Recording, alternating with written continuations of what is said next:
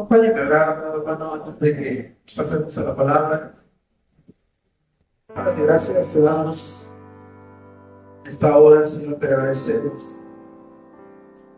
Gracias porque nos concedes estar en este lugar, Señor, con el propósito de recibir tu palabra. Señor, tu palabra es suficiente, tu palabra es toda poderosa, tu palabra tiene el poder para penetrar nuestros corazones, de ir a lo más profundo de ellos, cosa que no puede hacer ningún predicador, ningún expositor de tu palabra. Solo el Espíritu Santo inspiró la palabra que habita en nosotros, es el que ilumina la palabra y el que también nos da el poder para poner por obra esa palabra. Tan bueno eres tú, Señor, que nos has dado todo lo suficiente que necesitamos para responder a ti y a tu palabra. Esta hora, Señor, pedimos que seas tú hablando a cada uno de nosotros. Yo puedo decirte en esta hora, como durante la preparación de este mensaje, háblame, Señor. Háblanos, Señor. Lo pedimos en el nombre del Padre, del Hijo y del Espíritu Santo. Amén. Bien, hermanos, vámonos a la palabra porque tenemos Santa Cena y queremos tomar mucho tiempo para llegar a ese momento en que podamos tener y celebrar Santa Cena juntos. Estamos en el capítulo 7 de Romanos. Hoy cerramos el capítulo 7 de Romanos. Es un texto extendido, es un texto que este es uno de los textos que le puede volar la tapa a cualquier teólogo. Es un texto sumamente no puedo decir difícil, complicado, sino es un texto que es muy intenso para escucharlo, y por eso ponemos en las manos del Señor para que nos pongan las condiciones de recibir la palabra de Dios. Así que yo te voy a pedir que no te pierdas. Voy a ir, creo, un poquito rápido, es necesario. No quiero que pierdas el hilo de la predicación. Estamos en el capítulo 7, del versículo 7 al 25. Y Pablo, en la predicación pasada, capítulo 7, versículos 5 y 6, después de haber afirmado lo siguiente, donde él dice: porque mientras estábamos en la carne, las pasiones pecaminosas despertadas por la ley actuaban en los miembros de nuestro cuerpo a fin de llevar fruto para muerte. Esa era nuestra condición pasada. Y Pablo lo ilustra con nuestro matrimonio con la ley. ¿Recuerdan ese segundo matrimonio que fue el título de la semana pasada? Esa era nuestra condición.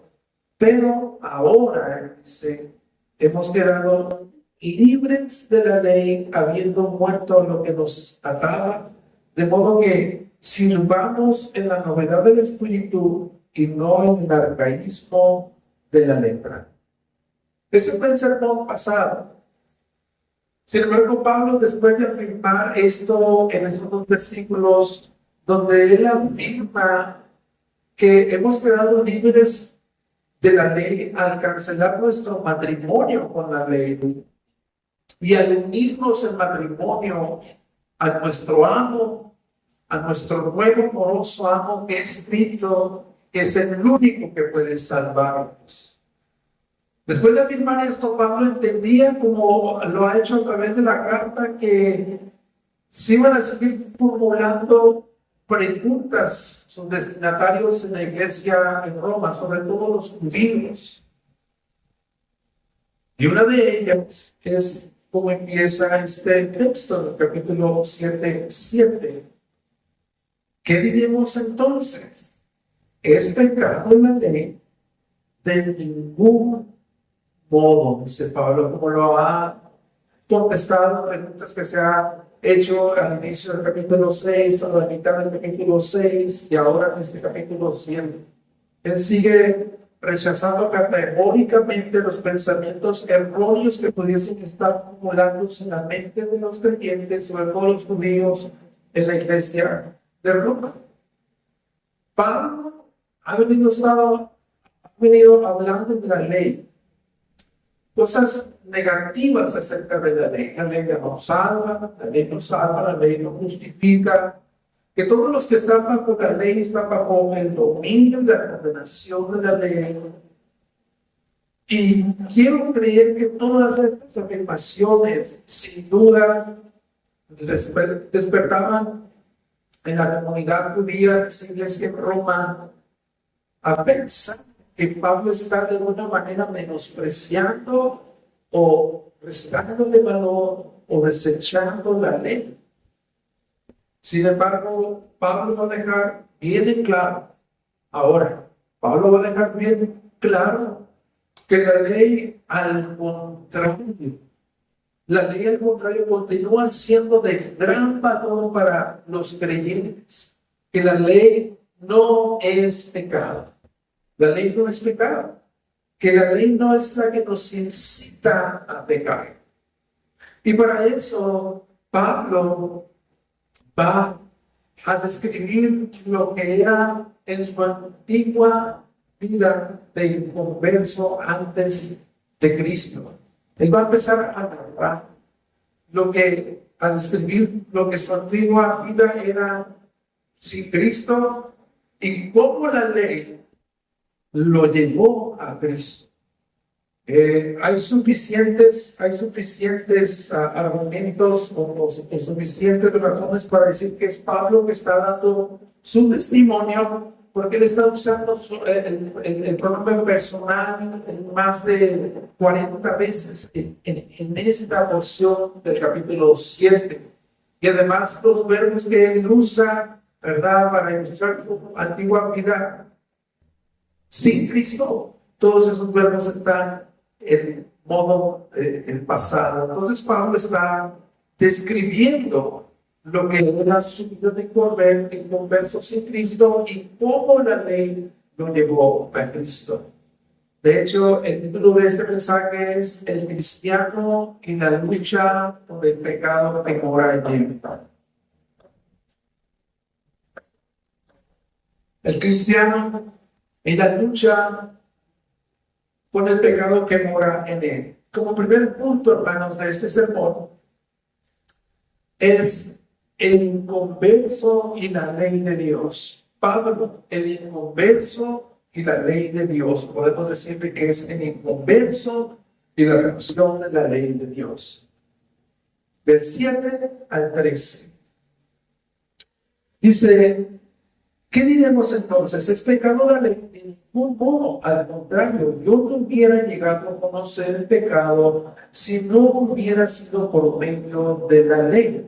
Porque yo no hubiera, te das cuenta que son unos verbos en el tiempo pasado, porque yo no hubiera sabido lo que es la codicia si la ley no hubiera dicho, no codiciarás.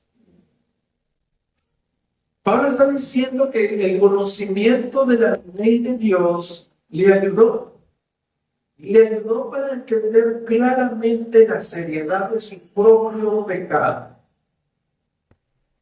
Sin embargo, si nosotros vemos el testimonio en las escrituras de Pablo, podemos saber que Pablo no era un ignorante de la ley, ¿verdad que no?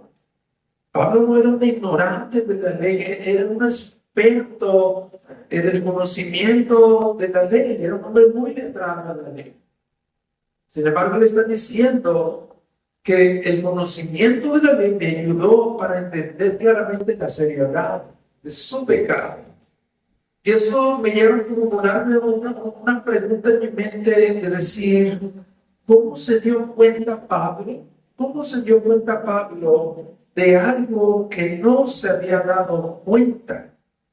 Bueno, Filipenses, posible que ahí encontremos la respuesta en Filipenses 3, 5 al 7.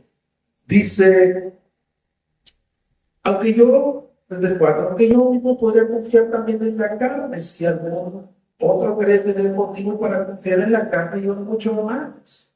Circuncidar los 8 días de nacer, del linaje de Israel, de la tribu de Benjamín, hebreo de hebreos, en cuanto a la ley fariseo, en cuanto al celo perseguidor de la iglesia, en cuanto a la justicia de la ley, hallado irreprensible. ¿Te das cuenta que Pablo no era alguien que ignoraba la ley? Era experto en la ley. Un maestro experto en la ley, en el conocimiento de la ley. Sin embargo, está diciendo Pablo que el mandamiento de no codiciarás, este mandamiento que está en Éxodo 20, el 10º mandamiento, no codiciarás, este mandamiento de la ley se encargó de iluminar la conciencia de Pablo. Este mandamiento se encargó de iluminar la conciencia de Pablo para mostrarle lo codicioso que era su perverso corazón. Él tenía un conocimiento intelectual de la palabra de Dios. Sin embargo, él pasó de tener un conocimiento intelectual a un conocimiento experimental de la ley. Conocimiento experimental de la ley. ¿Cuándo surgió eso?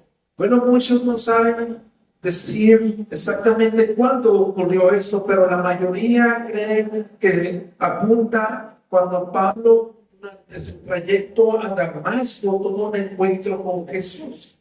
¿Recuerdas? Que el Señor se le manifiesta a Pablo, recae a tierra, y ¿quién eres, Señor? Yo soy Jesús a quien tú persigues. Muchos creen que allí inició el proceso en el cual Pablo tuvo un conocimiento experimental de la ley, que no solamente su conocimiento intelectual pasó a ser un conocimiento experimental de la ley. Y que durante 3 días Pablo estuvo ciego y por medio del Espíritu fue puesto bajo la convicción de pecado, y allí, en esa condición, donde Pablo vio la codicia idolátrica en el interior de su corazón.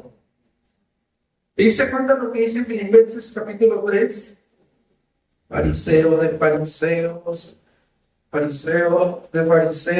hebreos de pura cepa, celo irreprensible de la ley. ¿Te das cuenta que Pablo, el teólogo más adelantado de sus contemporáneos, él dice, el teólogo, el fariseo irreprensible de la ley, escondía una falsa fachada de piedad? Es Pablo. Escondía una fachada de falsa piedad, de un hombre piadoso, buscando ser el primer fariseo entre todos los fariseos para ser admirado, reconocido. Sin embargo, esa fachada se derrumbó al ver la profundidad de su pecado. Es decir, que la ley de Dios fue como un espejo para Pablo. Él se pudo ver en el espejo de la ley, donde Pablo pudo ver el reflejo de su condición pecadora. ¿Y qué ocurrió allí? La paga del pecado es muerte. Por medio de la ley vino el conocimiento del pecado. ¿Te das cuenta que Pablo, un experto conocedor de la ley, no había tenido verdaderamente un conocimiento de la ley? Él tenía el conocimiento de la letra de la ley, pero no tenía el conocimiento de la la ley espiritual, del código espiritual de la ley. Que aquí yo quiero hacer un alto para poder aplicar lo que sucedió con Pablo. Lo que él no podía ver, la ley, el conocimiento de la ley lo capacitó para poder ver en su interior. Es algo así como cuando nosotros vamos a un médico. Es algo así como cuando vamos a un médico y a lo mejor el médico te saca una tomografía, te saca una radiografía, un electro, para ver lo que sucede en tu interior, ¿verdad? Bueno, la ley es como ese médico. La ley es como ese médico que te dice que estás enfermo. Que estás enfermo, pero la ley no te puede curar. La ley lo que hace es encaminarte al único que puede sanar tu pecado, que es Jesucristo. Ese es el primer aspecto del inconverso y la ley de Dios. La ley revela el pecado. 2. La ley incita al pecado. Volviendo a Romanos 7. La ley incita al pecado. Versículo 8. Pero el pecado, aprovechándose del mandamiento, produjo en mí toda clase de codicia, porque aparte de la ley, el pecado está muerto. Pablo sigue aclarando una y otra vez que la ley en sí misma no es pecaminosa. La ley en sí misma no es pecaminosa ni tampoco es la responsable del pecado, sino es el pecado que usa la ley. La ley usa el pecado como el pecado usa la ley como una plataforma, como la base de operaciones del pecado, de donde lanza su ataque maligno para quitar el pecado que reside en el corazón del hombre, provocando a pecar. Es lo que dice Pablo. El pecado, marchándose del mandamiento, produjo toda clase de codicia. ¿Está claro, ¿verdad? Pablo deja claro que la ley no es mala. Los que somos malos somos nosotros. No es la ley. Nosotros somos los que somos malos. Ahora, yo no sé, tú, y eso me vino a la mente, que cuando hay una prohibición, la ley habla acerca de mandamientos que son prohibiciones. Pero cuando hay una prohibición, yo me acordé de esto que hace mucho tiempo en Rosarito, tierra, que trabajaba en un hotel, y había un problema ahí en ese hotel, estaba junto al mar. Y había un problema en el hotel donde había un letrero que decía no pescar, porque era muy peligroso. Y siempre había problemas con los que estaban hospedados ahí, porque a pesar de que miraron el letrero de no pescar, todo el mundo pescaba. ¿Qué fue lo que ocurrió allí? Y vino a mi mente eso. Cambiaron de administrador, llegó otro administrador, y lo único que hizo para resolver el problema es quitó el letrero. Quitó el letrero y ya después nadie estaba ahí pescando. Nadie estaba pescando ahí, sorprendente. Yo me acordé de eso. Y eso me lleva a pensar a mí, hermanos, que una prohibición tiene el poder para estimular el deseo de romper esa prohibición. ¿Sí o no? No sé cuántas veces tú has estado en un parque y hay letreros ahí que dicen no pise el pasto. Y ahí estamos pisando el pasto. Bancas recién pintadas, pintura fresca, no toca, y ves todas las manotas ahí. Así es la ley. Incita a pecar, pero no es la culpable del pecado, no es pecado. ni tampoco la ley es mala, nosotros somos malos nosotros, se despierta solamente el pecado que ya está en nosotros, nada más. Y hay una ilustración, más bien es una confesión de San Agustín de Hipona, en su libro de confesiones, hablando acerca de esto, una provisión que tiene poder para estimular el deseo de romper esa prohibición. Y en el libro de confesiones de San Agustín, él habla de algo que ocurrió una vez cuando era joven. Él dice lo siguiente: había un árbol de peras. Había un árbol de peras cerca de nuestra viña, repleta de peras.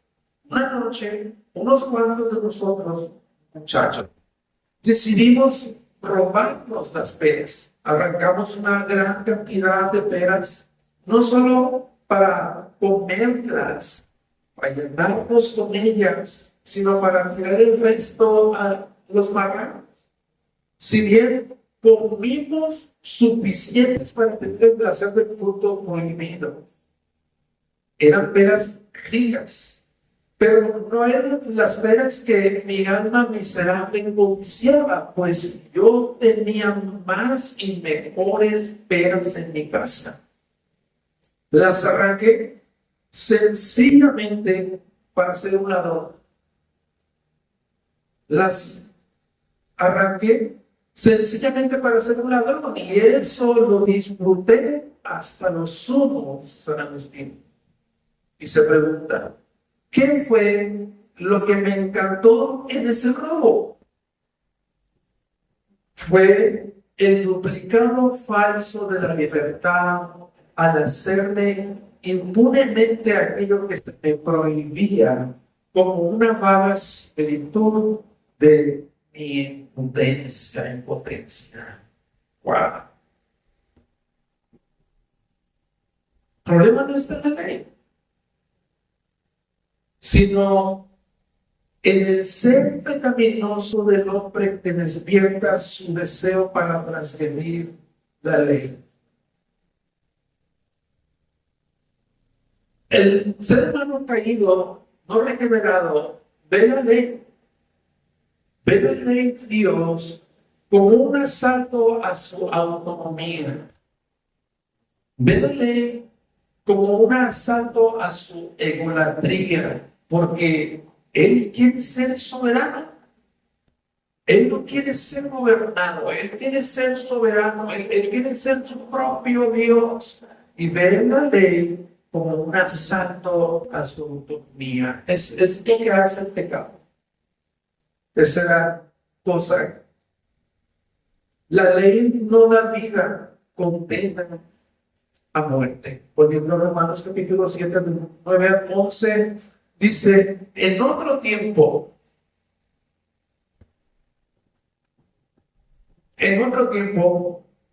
yo vivía sin ley.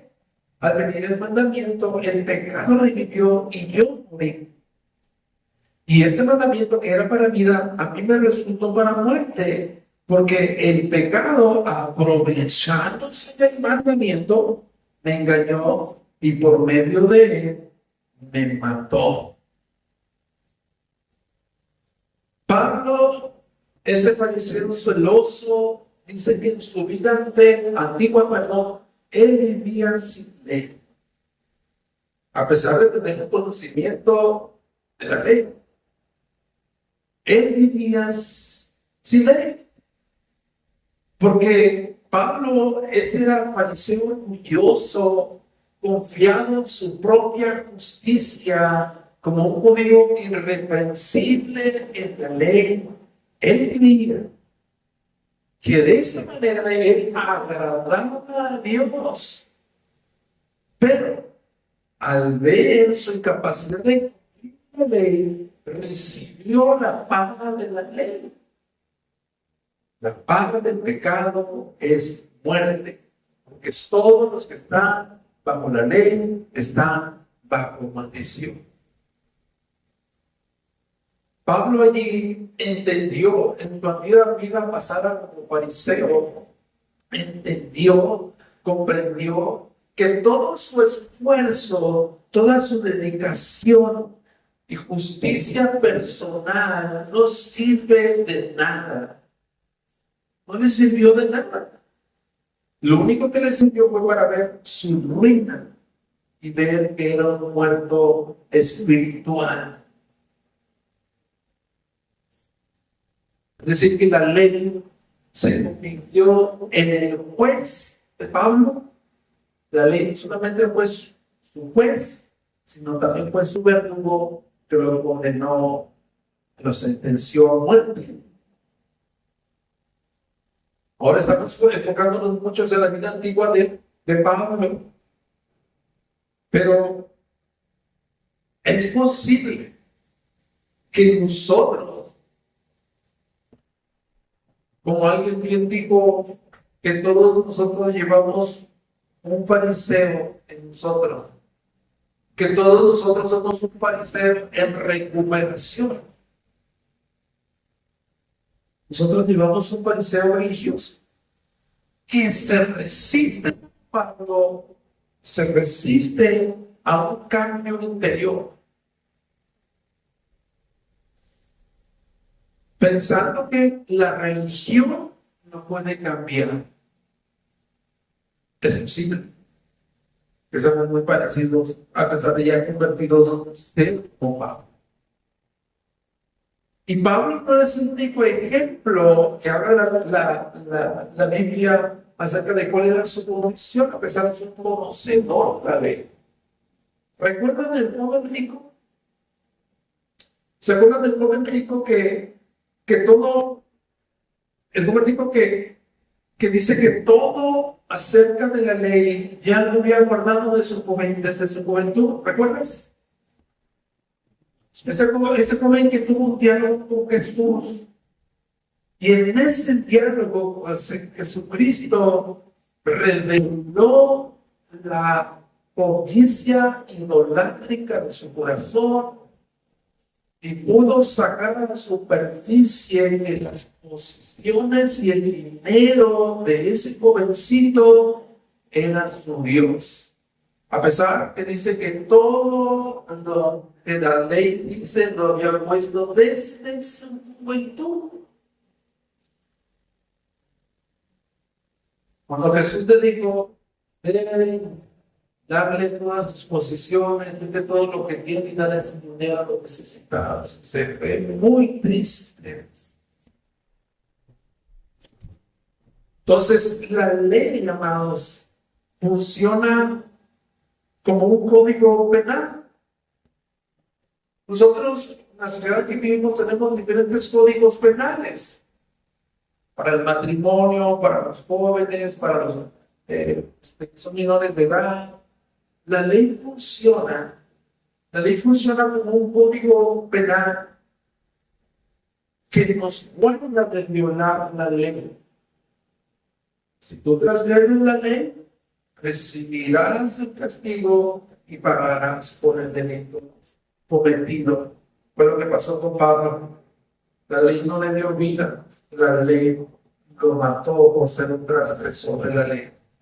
Y lo último que hace el converso en relación a la ley es que la ley muestra lo extremo que es la pecaminosidad del pecado, guarda la redundancia, el 12 al 13. Dice, así que la ley es santa, el mandamiento es santo, justo y bueno. Entonces, lo que es bueno vino a ser causa de muerte para mí, de ningún modo. Al contrario, fue el pecado a fin de mostrarme que es pecado al producir mi muerte por medio de lo que es bueno, para que por medio del mandamiento el pecado llegue a ser en extremo pecaminoso. La ley muestra lo extremo que es la pecaminosidad del pecado en el corazón del hombre. Es como si la ley quitara el pecado que hay en el corazón del hombre. Y para eso tengo otra ilustración extraída del libro del Progreso del Peregrino de Juan Bunyan. Él habla también acerca de eso, de la función de la ley en el inconverso, él lo pone de esta manera. Un cuarto grande y cubierto de polvo simboliza el corazón humano. Cuando un hombre llega con una escoba, la cual representa la ley de Dios, y empieza a ver, el polvo se agita en el aire y le causa una molestia, sofocación al cristiano o al inconverso. Eso es lo que la ley le hace al pecado. Agita el pecado que este se vuelve asfixiante, agonía. Es lo que dice Pablo. Por medio del mandamiento, el pecado llegó a ser extremadamente pecaminoso.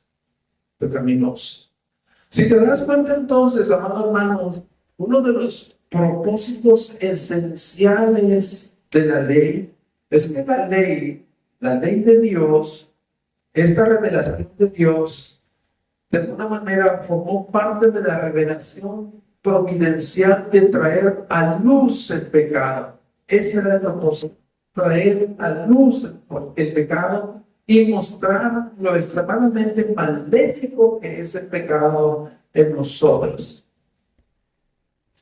El pecado nos lleva a ver nuestra miseria espiritual. Por eso es necesario, amados, que nosotros no prediquemos el evangelio divorciado de la ley. Necesitamos predicar la ley también y el evangelio, los dos.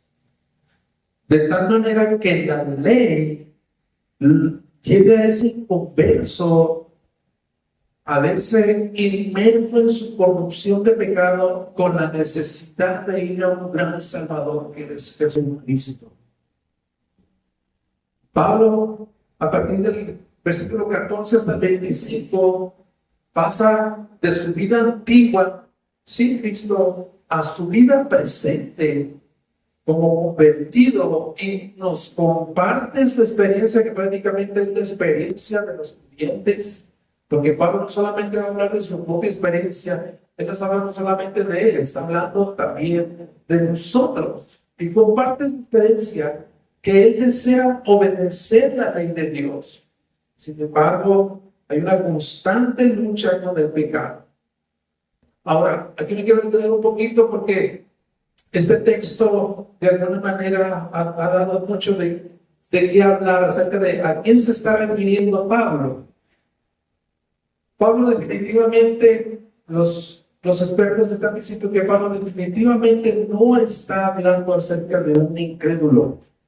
No es un incrédulo, ya lo hemos dicho.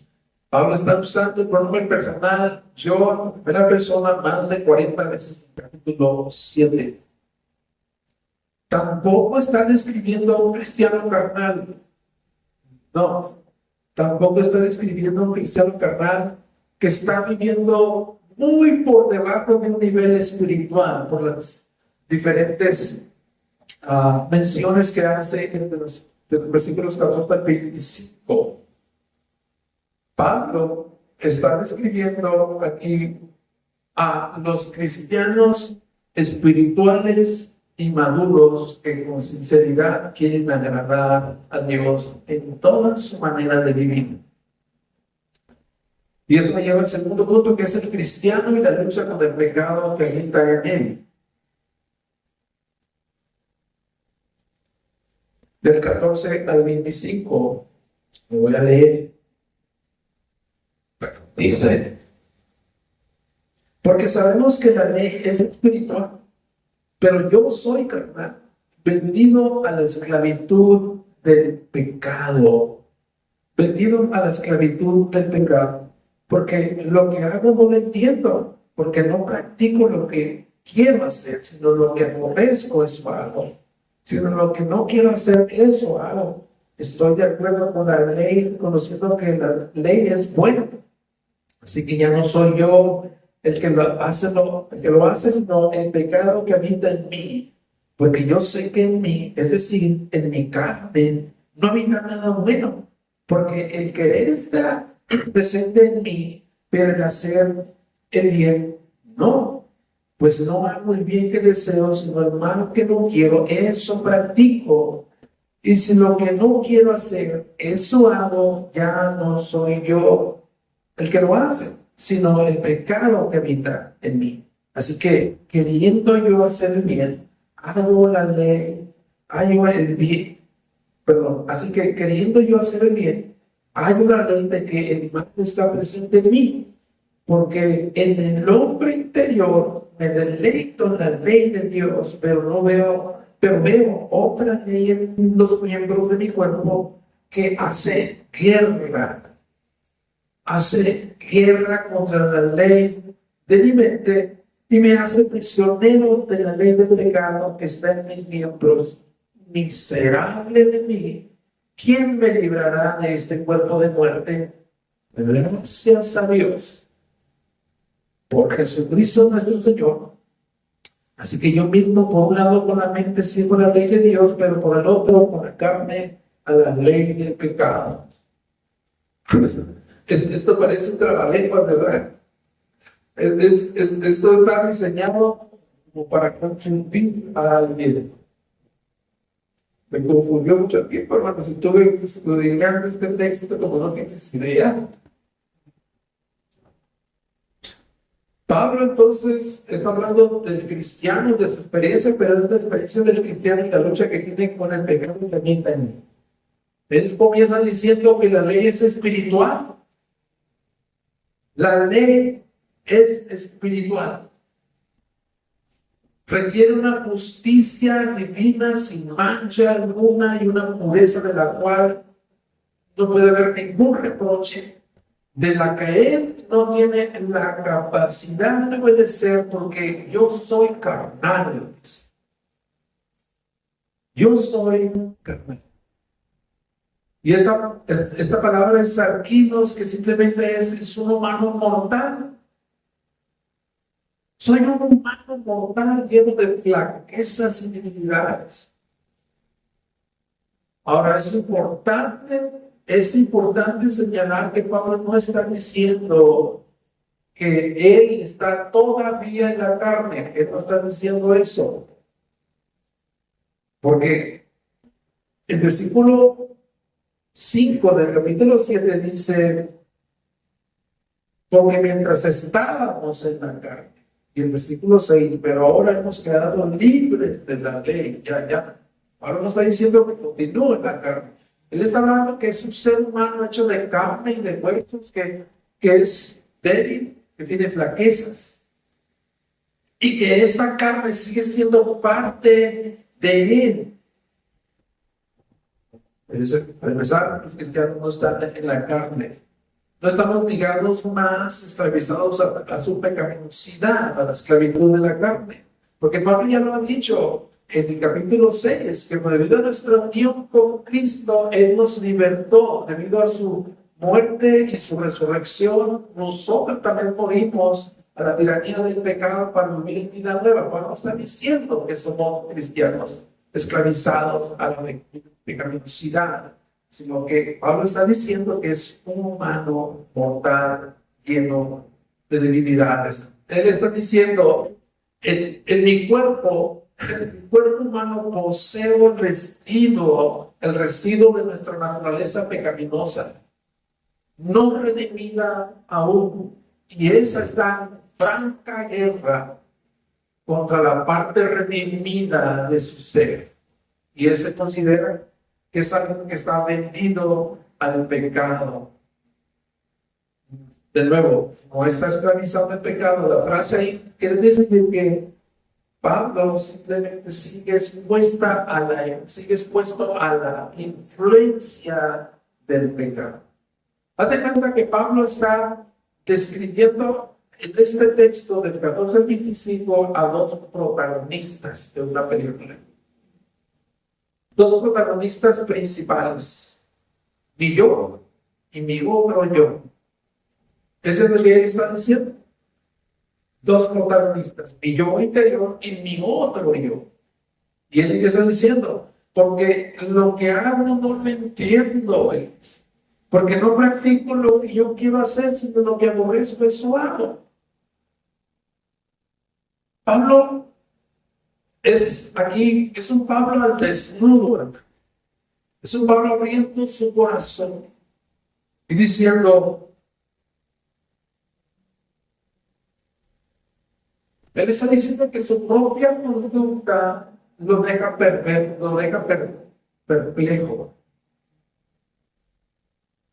Él dice, veo lo correcto y lo bueno. Quiero lo que la ley ordena, pero me enfrento a otra realidad contraria porque practico lo que la ley condena y eso me hace sentir descontento, a disgusto, porque él repudia su forma de actuar y no poder realizar el bien que quisiera con tanta dedicación como fuese necesario. Esa lucha de Pablo es la lucha de todos los creyentes espirituales maduros. Es la lucha de un creyente maduro. Ahora, Pablo tampoco está diciendo en este texto, él no está diciendo que él nunca es capaz de hacer lo que le agrade a Dios. Pablo no está diciendo eso, hermanos. Pablo no está diciendo que no es capaz, que él nunca es capaz de hacer lo que agrada a Dios. Más bien está expresando un conflicto interno, una guerra interna, que no le permite vivir a la altura de las demandas de la ley santa y perfecta de Dios. Y con eso él está diciendo, está probando que la ley es buena. Y llega a la conclusión que no es él el que hace lo que aborrece, sino su antiguo yo, su vieja naturaleza y el poder que está en ella, que lo arrastra en sentido contrario a la voluntad de Dios. Él lo repite 2 veces, es el pecado que habita en mí, 17, 20, es el pecado que habita en mí, el 21, es que el mal está en mí. Es lo que dice él. Porque yo sé que en mi carne no hay nada. En mi carne, mi sarx, es la palabra sarx, que es la naturaleza pecaminosa, corrompida, que habita con el yo, nuevo yo, el hombre interior. No habita nada bueno en esa naturaleza pecaminosa. Es como si el pecado, hermanos, fuera un inquilino que es indeseable. Es como si tú vivieras en una vecindad y que tuviera un inquilino ahí que, tú lo miras cómo vive, cómo se comporta, cómo habla, sus fiestas, todo lo que hace, para las mujeres que tiene. Pero el pecado es como ese inquilino indeseable que habita en nosotros. La carne, que es la naturaleza pecaminosa, que aún no ha sido redimida, es la verdadera culpable. Ese perverso inquilino que mora y comparte habitación con Pablo en su propia casa, es el intruso que causa esa iniquidad en su corazón y que con frecuencia hace que Pablo, sus sinceros deseos de hacer el bien, sean cautivados por el pecado. Porque el querer está en mí, pero el hacer el bien no. Pues no hago el bien que deseo, sino el mal que no quiero. Eso practico el pecado que habita en mí. Quiero que observes que Pablo no se está excusando.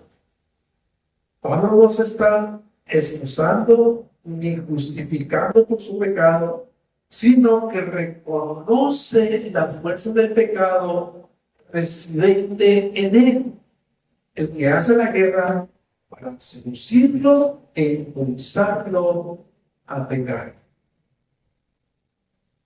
Porque él está diciendo, porque en el hombre interior yo me deleito en la ley de Dios, pero veo otra ley, miembros de mi cuerpo que hace guerra contra la ley de mi mente y me hace prisionero de la ley del pecado que está en mis miembros. ¿Te das cuenta? Es como si hubiera otro yo, que es también parte de mi yo, mi nuevo yo. El yo nuevo quiere hacer y desea hacer lo bueno. Pero también estoy consciente que hay dos seres o dos yo que están en guerra dentro de mí. El pecado. Es el pecado, amados, que nos sigue a todos nosotros como nuestra propia sombra. Donde nosotros estamos, está el pecado latente allí. El pecado es nuestra propia sombra que nos siga a donde quiera que nosotros vamos y está allí agazapado, listo para saltar en el momento para devorar a su presa, para tomarla como prisionero. Un yo interior se deleita en la ley de Dios, pero otro yo, el antiguo yo que está dominado por el pecado. El hombre interior se deleita en la ley de Dios. Tiene hambre, tiene sed de la justicia de Dios, de buscar primeramente el reino de Dios. Pero el otro yo confunde su mente. Esta es la guerra interior, hermanos, que los verdaderos cristianos tienen. Es un combate que hay por aborrecer el pecado. Nosotros tenemos una lucha con el pecado. Nosotros tenemos una lucha diaria para modificar el pecado. El conflicto que hay entre la carne y el pecado, el cual dice Gálatas 5, 16, 18, dice lo siguiente: digo pues, anden en el espíritu y no cumplan el deseo de la carne, porque el deseo de la carne es contra el espíritu y el del espíritu es contra la carne, pues estos dos se oponen el uno al otro, de manera que ustedes no pueden hacer lo que deseen. ¿Te das cuenta? Es el nuevo yo, el hombre interior, el hombre que ha sido poseído por el Espíritu Santo, que el Espíritu Santo es su compañero, su fiel compañero, que lo ayuda en esta guerra. El hombre espiritual pelea, hermano. Los que son espirituales maduros aquí, pelean contra la carne, pero no lo hacen en sus propias fuerzas. Pelean por medio del Espíritu Santo. Hermanos, creo que lo hemos mencionado anteriormente, pero todos nosotros fuimos llamados para combatir nuestras pasiones pecaminosas. Fuimos llamados para combatir nuestras pasiones pecaminosas, pero solamente por el poder del Espíritu. Y esa es una de las oraciones de Pablo por la iglesia en Éfeso. Él está diciendo en los versículos 14 y 16, dice: por esta causa, pues, doblo mis rodillas ante el Padre de nuestro Señor Jesucristo, de quien recibe el nombre de toda familia en el cielo y en la tierra, le ruego que Él les conceda a ustedes, conforme a la riqueza de su gloria, el ser fortalecidos con el poder del Espíritu en el hombre interior.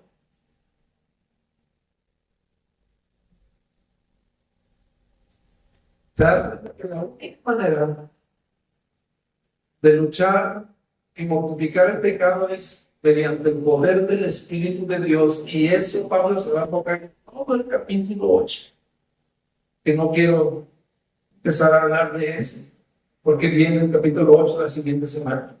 Pablo termina diciendo: ¿quién me librará de este cuerpo de muerte?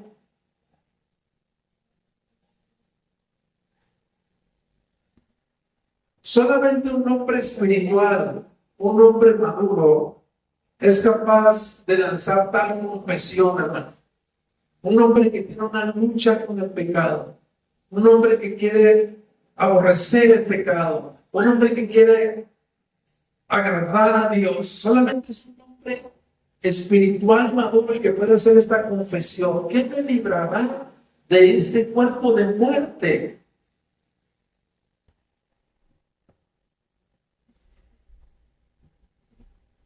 Nosotros estamos destinados a vivir en este cuerpo, hermanos, temporalmente, hasta que nosotros seamos librados de este cuerpo de muerte. Un cristiano carnal no es ni un incrédulo, ni un cristiano que tiene un nivel muy bajo de espiritualidad puede decir eso, que ama a Dios, que se deleita en Dios, que quiere agradar a Dios. No puede ser un hombre carnal, un cristiano carnal. Porque un hombre no regenerado no desea ser librado del pecado, no desea ser desatado de sus ligaduras, porque ama su pecado, abraza sus cadenas, ama su prisión. Tampoco este es un grito de desesperación de parte de Pablo, sino un grito de un cristiano que espera la victoria triunfal del pecado. Gracias a Jesucristo. Gracias a Jesucristo. Las Escrituras, la Biblia nos promete, hermano, la certeza total de que cuando un creyente muera, es ganancia. Que cuando nosotros morimos es ganancia, es pasar de esta vida a estar con Cristo, que es mucho mejor, dijo el apóstol Pablo en Filipenses 1:21 y 23. Llegará el tiempo, hermanos. Llegará el tiempo cuando el pecado habrá sido dejado atrás para siempre y el conflicto habrá cesado. Ese inquilino indeseable que habita en nosotros, ese intruso que es la carne, la vieja naturaleza que no ha sido redimida, será desalojada y perderá la batalla final. Sin embargo, Pablo termina con los siguientes versículos diciendo: así que yo mismo, por un lado, sirvo a la ley de Dios, pero por otro, en la carne, a la ley del pecado.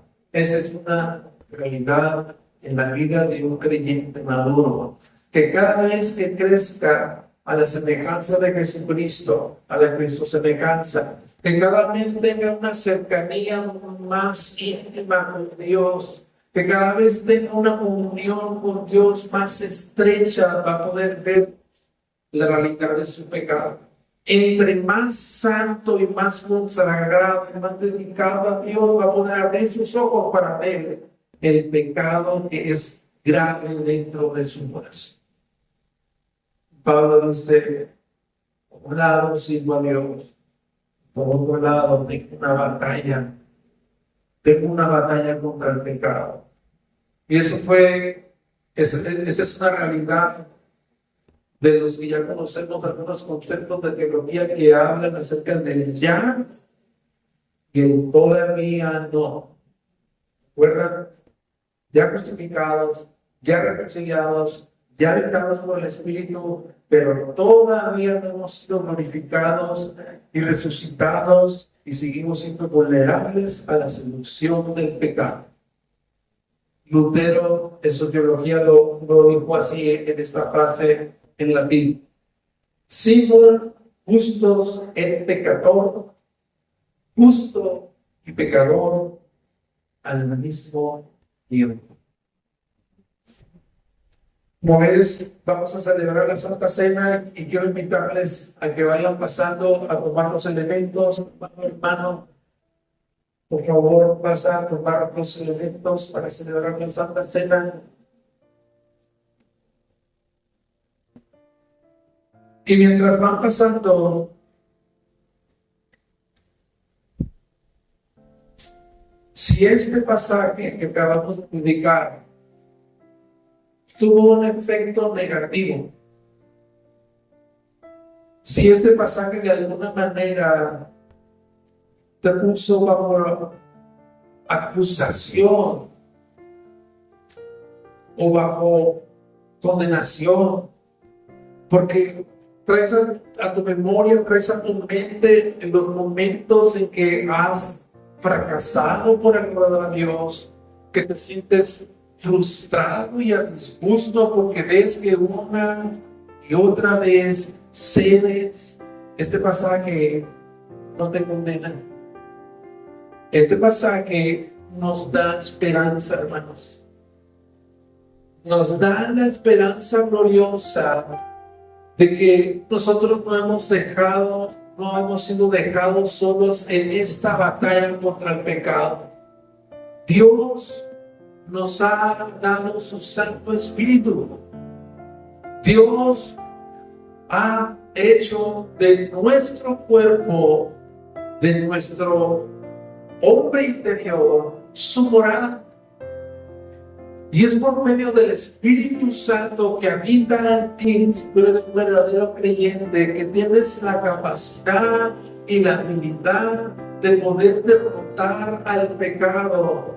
No con una vida perfecta en obediencia, sino con una vida sincera, buscando agradar a Dios, buscando aborrecer el pecado, buscando la justicia, la santidad, la pureza, y aborreciendo la mentira, la injusticia, los rumores, y todo lo que viene como consecuencia de las obras de la carne. Pablo está hablando de un creyente maduro.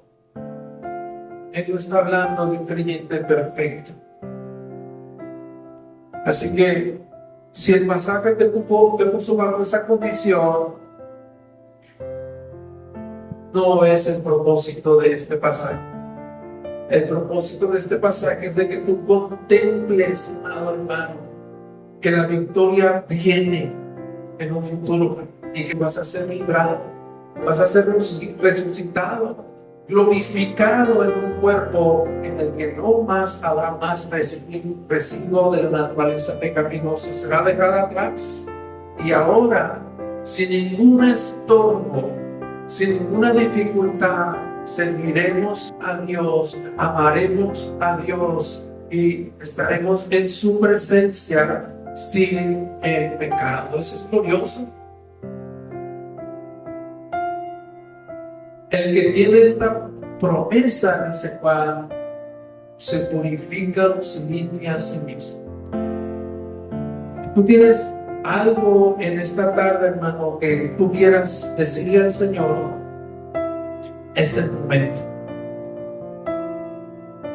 Te voy a dar un par de minutos de paso ahí atrás para que hables con el Señor. Si quieres cerrar tus ojos, lo puedes hacer para no distraerte y tomar algunos elementos.